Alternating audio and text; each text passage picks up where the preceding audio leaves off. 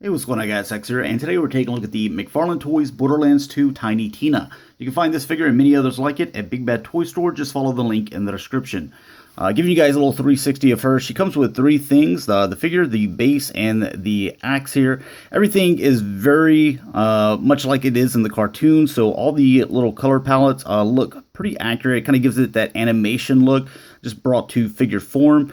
And then you have the little details like the skirt. You can see that it's kind of has holes. It's kind of tethered at the end, and then you have the stitching. You have the little apron, which is obviously stained. You got the bunny with the X over its eye. I'll bring everything in a little bit closer so you can see. You got the psycho mask with blood over here. Band-aid on the nose. Over here on the forearm. You got a watch. Also love her shoe collection. She can't find a pair of socks or pair of shoes that match.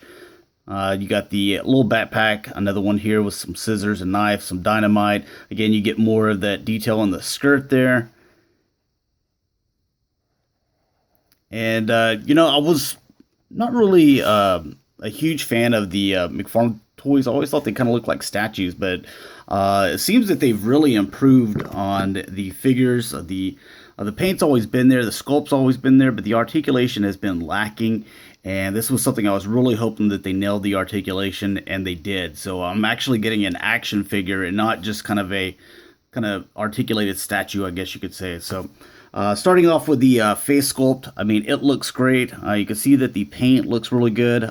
She's got the overly used blush here on the side of her cheeks, just because I think she's like a 13-year-old girl or something like that. So just uses makeup way too much. But again, just looking at the psycho little mask here, you can see a ton of detail there with all the blood. The hair looks good.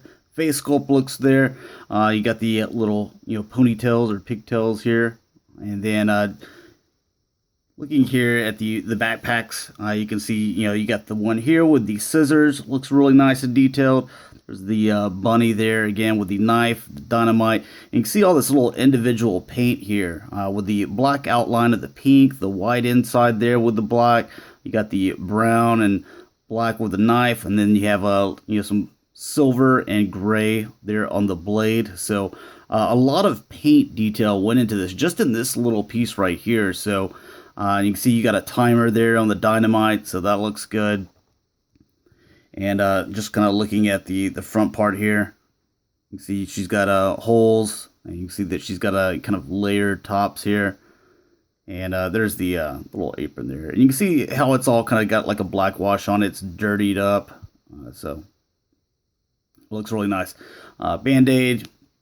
She's got this thing where I guess it's a towel wrapped around her arm and then tied with a bunch of belts.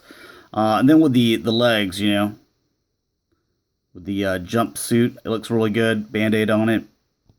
And then these, her shoe choices are very unique. So lots of detail in this. Let's go ahead and cover the articulation. All right, so the head, it's on a ball joint, so you can see that you get a ton of movement there. Like I said before, previous ones, they're like statues, where this is an action figure. I love this thing. You have the arm here, which can bend back and forth. It rotates as well. You have the bend here in the elbow. This rotates there. And then you have the rotation here in the wrist, and this will bend back and forth as well. So it can go up and down, but again, you just rotate it, and then it can go left or right, so however you need to. Then with the waist, it's on a ball joint, so you can move there. That's something that most of the figures don't have. Then with the legs, these, I don't want to say they're ball joints, but they can bend back and forth. They are ball joints, I guess, but a little bit hindered just because of the way that the front part of the jumpsuit is designed. But still, you get some movement there that you wouldn't get with previous figures, and you can rotate it if you want, like so. You get the bend at the knee. The knee also rotates, and then you have the feet, which are like on little ball joints too, so they kind of bend back and forth however you need to. So really digging this figure.